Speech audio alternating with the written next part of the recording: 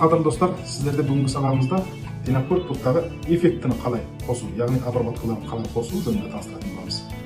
Динакордта басқа микшер пульттарға қарағанда мүмкіндігі жоғары. Бұнда екі обработка, екі эффект қойылған. Бұнда ревер, делай. Ән жасалған кезде, мейлі ән болмаса басқа осы музыка жасалған кезде, бұл музыканың барлығы хол мен делайдан айырылмайды. Сол үшін қайту керек, біреуіне хол берген, біреуіне делай берген. Делайдың несінде, делайды холдың да өзінің бұрында параметрлерін өзгертіп отырады. Енді мынада монотын делай, делайдың монотүрі, яғни оңға солға бөлінбеген түрі. Бұл делайдың мұнда моно және де стерео деп бөлінеді. Енді стерео делайды пайдаланыңыз келсе, стерео делайды пайдалануға болады. Моно делайды пайдалану керек, моно делайды. Бұны енді әркім өзінің несіне қарайды, мүмкіндігіне қарай. Стерео делай. Стерео делайды дұрыс пайдаланатын болсаңыз, стерео делай әрине жақсы, оңға солға. Оны стерео делайды пайдалану үшін қайту керек, тепті мықты меңгереді алсаңыз сол кезде дұрыс болады.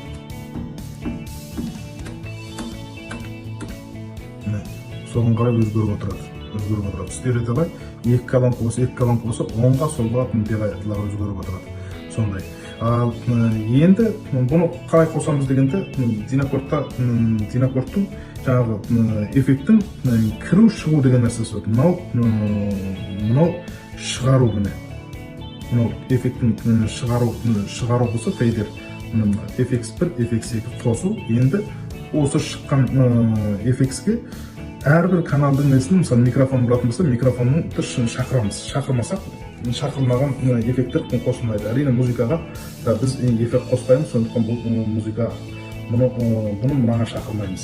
Ал енді микрофонға эффект қосатын болсақ қосамыз, сондықтан бұл мына эффект 1, эффект 2-ні бұлай шақырамыз. Бұлай шақырғаннан кейін бұл бізге эффект қосылады. Енді параметрін өзгертеміз десеңіз қайтесіз, мынаған кіресіз. Кіресізді FX1 бұдан 100 миллисекунд. Бұнда емін қажеті жоқ дейтін болсаңыз, қайтесіз өзгертесіз.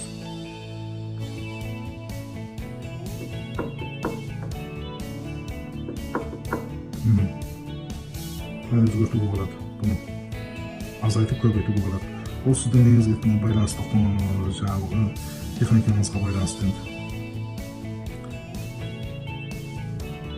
FX2-ні де солай өзгертуге болады.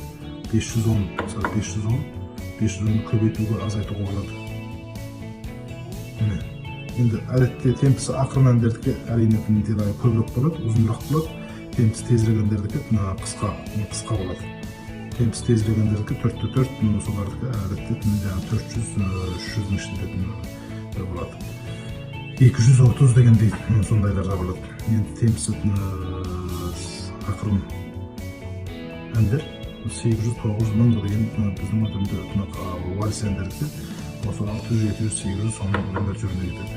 Осы, онда сіздер эффекті қалай қосамыз десеңдер, осындай форматта қосасыздар. Егер де сіздерге мынаны әрбірде де негізі эффект қосудың несі, мынаны белгілі бір деңгейге туралап қойғаннан кейін, әрбір мынаны қозғай бермей, негізі мына әрбіреуінікі бөлік мынаған қозғалған дұрыс. Мысалы, мына микрофонға көбірек бергіңіз келсе, мына микрофонға көбірек қосасыз.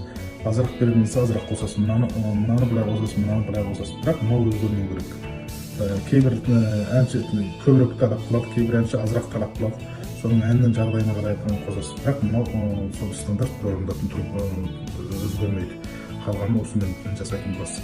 Ал жақсы, рахмет, міне эффектті қосудың әдісін үйреттік. Білмеген жерлеріңізді және сұрайсыздар.